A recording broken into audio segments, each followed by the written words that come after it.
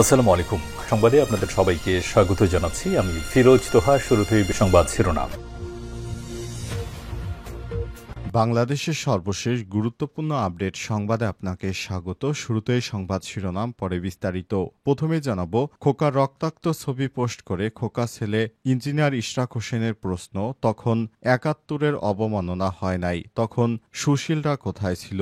BNP নেতা এবং ঢাকা দক্ষিণ সিটি কর্পোরেশনের সাবেক মেয়র বীর মুক্তিযোদ্ধা সাদেক হোসেন খোকা ছেলে প্রকৌশলী ইঞ্জিনিয়ার ইশরাক হোসেন সামাজিক যোগাযোগ মাধ্যম ফেসবুকে একটি রক্তাক্ত ছবি পোস্ট করেছেন। ছবিটি ২০১১ সালে ছাত্রলীগের হামলায় আহত সাদেক হোসেন খোকার। ছবির ক্যাপশনে তিনি লিখেছেন, তখন ৭১-এর চেতনা কোথায় ছিল? এখন লতিফ সিদ্দিকীকে গ্রেপ্তার করা হলে আপনারা অনেকেই চেতনা দেখাচ্ছেন, কিন্তু আমার বাবার বেলায় আপনাদের চেতনা কই ছিল?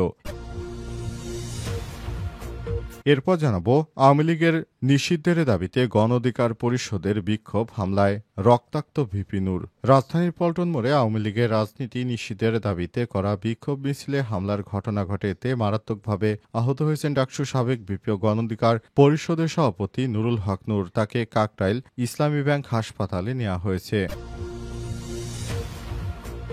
এদিকে ওসমান হাদির পোস্টে সার্জিসের কমেন্টস ভাইরাল। ইনকিলাব মঞ্চের মুখপাত্র জুলাই আন্দোলনের সামনের সারির সংগঠক শরীফ ওসমান হাদির ফেসবুক পোস্টে একত্রতা প্রকাশ করেছে জাতীয় নাগরিক পার্টি এনসিপির উত্তরাঞ্চলের মুখ্য সংগঠক সার্জিস আলম। এবারে জানাবো, নির্বাচনের জন্য আমরা প্রস্তুতি নিচ্ছি বললেন আমির খসরু। নির্বাচনের জন্য আমরা প্রস্তুতি নিচ্ছি। ফেব্রুয়ারিতে নির্বাচনের মাধ্যমে দেশে গণতন্ত্র পুনঃপ্রতিষ্ঠিত হবে এমন মন্তব্য করেছেন তিনি আরও বলেন, আমাদের নেতা তারেক রহমান বিদেশ থেকে দেশে ফিরবে। এবং সর্বশেষ জানাবো, ফ্যাসিস্ট সরকার বিদায় নিল, ফ্যাসিবাদী ব্যবস্থার এখনো বিলোপ হয়নি বললেন জুনায়েদ সাকি। ফ্যাসিস্ট সরকার বিদায় নিয়েছে, দেশে ফ্যাসিবাদী ব্যবস্থার অবসান হয়নি এমন মন্তব্য করেছেন গণসংহতি আন্দোলনের প্রধান সমন্বয়কারী জুনায়েদ সাকি। তিনি বলেছেন, আমরা এদেশে রাজনীতি করার জন্য একটি দলকে ফ্যাসিস্ট হতে দেখেছি, কিন্তু এই ফ্যাসিস্টদের আমরা বিদায় করেছি, কিন্তু এখনো সেই ফ্যাসিবাদী ব্যবস্থার বিলোপ হয়নি। ফ্যাসিবাদী ব্যবস্থাকে বিলোপ করতে হলে দেশের সর্বস্তরের জনগণকে একসঙ্গে কাজ করতে হবে। প্রিয় দর্শক, এতক্ষণ শুনছিলেন সংবাদ শিরোনাম, এবারে বিস্তারিত। তবে তার আগে বন্ধুরা, অনুরোধ থাকবে এই সংবাদটিতে একটি লাইক দিন। এই চ্যানেলে আপনি নতুন হয়ে থাকলে আমাদের সংবাদটি দেখতে দেখতে চ্যানেলটি সাবস্ক্রাইব করে রাখুন। কমেন্ট করে বন্ধুরা আপনার মূল্যবান মতামত জানিয়ে দিন আপনি বিশ্বের কোন দেশ থেকে বা বাংলাদেশের কোন স্থান থেকে আমাদের সংবাদটি দেখছেন এবং শুনছেন। আর বন্ধুরা, এই সংবাদটি আপনার সোশ্যাল মিডিয়া ফেসবুকে শেয়ার করে বন্ধুদেরও দেখার সুযোগ করে দিন। এবার বিস্তারিত। সাদেক হোসেন খোকা রক্তাক্ত ছবি পোস্ট করে তার ছেলে ইশরাকের প্রশ্ন, যখন আমার বাবার উপর হামলা হলো তখন ৭১-এর অবমাননা হয় নাই। বিএনপি নেতা ঢাকা দক্ষিণ সিটি কর্পোরেশনের সাবেক মেয়র বীর মুক্তিযোদ্ধা সাদেক হোসেন খোকার ছেলে প্রকৌশলী ইঞ্জিনিয়ার ইশরাক হোসেন আজ বিকাল ৫:৩০টার কিছু পর সামাজিক যোগাযোগ মাধ্যম ফেসবুকে একটি রক্তাক্ত ছবি পোস্ট করেছেন। ছবিটি ২০১১ সালে ছাত্রলীগের হামলায় আহত সাদেক হোসেন খোকার। ছবির ক্যাপশনে ইশরাক প্রশ্ন তোলেন, তখন ৭১-এর অবমাননা হয় নাই, তখন মুক্তিযুদ্ধের অবমাননা হয় নাই। ইশরাক তার পোস্টে লিখেছেন, সাদেক হোসেন খোকা ৭১-এ পাকিস্তানিদের উপর ঝাঁপিয়ে পড়ে গেরিলা যুদ্ধ পরিচালনা করে ২০১১ সালে ছাত্রলীগের হাতে রক্তাক্ত হলেন। হাসিনা সংসদে দাঁড়িয়ে অশ্লীল ভঙ্গিতে বলল, গরু রক্ত মেখে নাটক করছে খোকা। এই বীর মুক্তিযোদ্ধা ক্যান্সার অবস্থায় জেলে গেছেন, দেশে ইভেন্ট মরার সুযোগটাও পান নাই। তখন কয়জন বিবৃতি দিয়েছিলেন, একজন মুক্তিযোদ্ধার রক্ত দেখে কয়জন কষ্ট নিয়েছিলেন। তিনি আরও লিখেছেন, এই বাংলাদেশে স্বাধীনতার ঘোষককে রাজাকার বলা হয়েছে, স্বাধীনতার ঘোষকের স্ত্রীকে বাড়ি থেকে বের করে দেওয়া হয়েছে, তখন মুক্তিযুদ্ধের অবমাননা হয় নাই, তখন কেন বিবৃতি আসে নাই? পোস্টে আওয়ামী লীগের সমালোচনা করে ইশরাক আরও বলেন, যে চেতনার দুর্নীতিবাজ ফ্যাসিস্ট আওয়ামী লীগের লতিফ সিদ্দিকের জন্য দরদ উথলে পড়ে, আর যে চেতনা সাদেক হোসেন খোকার রক্তকে হালাল করে দেয়, সেই চেতনা মুক্তিযুদ্ধের চেতনা না, আওয়ামী লীগের চেতনা। এই আওয়ামী লীগের চেতনাকে আমরা এই দেশে আর কোনোদিন ফেরত আসতে দেব না। ইশরাকের এই পোস্ট ইতিমধ্যেই সামাজিক যোগাযোগ মাধ্যমে ভাইরাল হয়েছে। ইশরাকের বাবাকে 2011 সালে গরুর মতো পিটিয়েছিল আওয়ামী লীগের নেতাকর্মীরা, এমন অভিযোগ উঠেছে।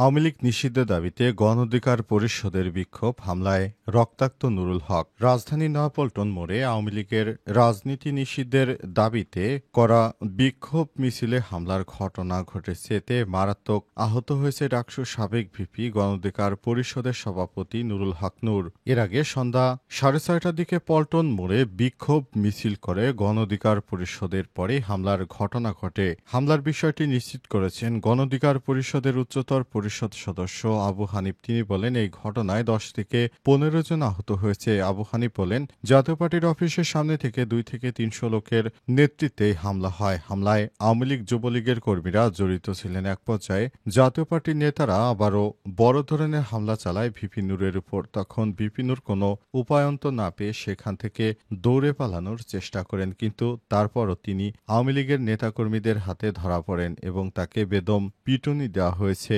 এই পিটুনি দেওয়ার ফলে তিনি মারাত্মকভাবে জখম হয়েছেন। এর আগে শেখ হাসিনা পালিয়ে যাওয়ার আগে তিনি একবার মারাত্মকভাবে জখম হয়েছিলেন। এবার আবারও তিনি নতুন করে এই জখম হয়েছেন।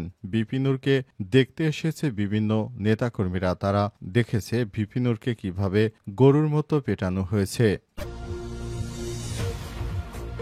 ওসমান হাদির পোস্টে সার্জিসের কমেন্টস ভাইরাল। ইনকিলাব মঞ্চের মুখপাত্র জুলাই আন্দোলনের সামনের সারির সংগঠক শরীফ ওসমান হাদির ফেসবুক পোস্টের একত্রতা প্রকাশ করেছেন জাতীয় নাগরিক পার্টি এনসিপির উত্তরাঞ্চলের মুখ্য সংগঠক সার্জিস আলম। বিকেলে হাদির এক পোস্টে কমেন্ট করে সার্জিস লিখেন, এই লড়াই আমাদের একার নয়, এই লড়াই আমাদের সবার। এর আগে বৃহস্পতিবার 28 অগস্ট রাত 11টার দিকে শরীফ ওসমান হাদি তার ফেসবুক পোস্টে লিখেন, মঞ্চ 71কে ধন্যবাদ। তারা 5 দফার প্রথম দফায় রাষ্ট্রদ্রোহী হিসেবে আমাকে গ্রেপ্তার করতে বলেছে। এবার আমরা ইনকিলাব মঞ্চের লড়াইয়ের সেকেন্ড ফেজে প্রবেশ করলাম। পোস্টে তিনি আর উল্লেখ করেছেন, দিল্লির সেবাদাস ও গণহত্যাকারী এমন জানের শত্রু হতে পারাটাই সারা জীবনের শ্রেষ্ঠ সম্মান। জন্মভূমি স্বাধীনতা সার্বভৌমত্ব রক্ষায় আমার জান জবানকে আল্লাহর কাছে অনেক আগেই সঁপে দিয়েছি।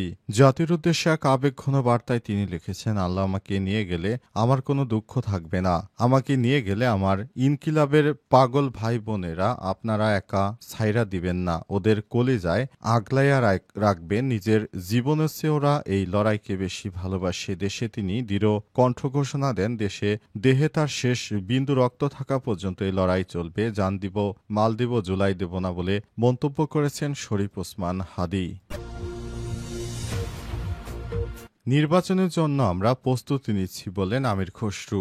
নির্বাচনের জন্য আমরা প্রস্তুতি নিচ্ছি। ফেব্রুয়ারিতে নির্বাচনের মাধ্যমে দেশের গণতন্ত্র পুনঃপ্রতিষ্ঠিত হবে, এমন মন্তব্য করেছেন বিএনপির সাবেক বাণিজ্য মন্ত্রী আমির খসরু মাহমুদ চৌধুরী। আমির খসরু বলেছেন, আমরা নির্বাচনটাকে এমনভাবে করতে যাই যেন বিগত যত নির্বাচন হয়েছে দেশের মধ্যে, তার মধ্যে এই নির্বাচনটা অত্যন্ত সুশ্রী এবং সুন্দর নির্বাচন অনুষ্ঠান করা যায়। এবারের নির্বাচন হতে হবে অত্যন্ত সুন্দর একটি নির্বাচন। এই নির্বাচনের মাধ্যমে আমরা সারা দেশের জনগণকে সঙ্গে নিয়ে স্বতঃস্ফূর্তভাবে ভোট দিতে চাই। এই ভোটের মাধ্যমে আমরা নতুন করে আমাদের তারেক রহমানকে দেশে ফিরে আনার জন্য সর্বাত্মক প্রচেষ্টা চালাবো। তারেক রহমান বীরের বেশে বাংলাদেশে এসে আবার নতুন করে হাল ধরবেন। অন্তর্বর্তীকালীন সরকারের দেওয়া প্রতিশ্রুতি অনুযায়ী ফেব্রুয়ারিতে নির্বাচন হচ্ছে, এটি আমাদের জন্য ভালো কিছু বয়ে আনবে, এমন মন্তব্য করেছেন আমির খসরু। তিনি বলেন, এই নির্বাচনের জন্য ইতিমধ্যেই বিএনপি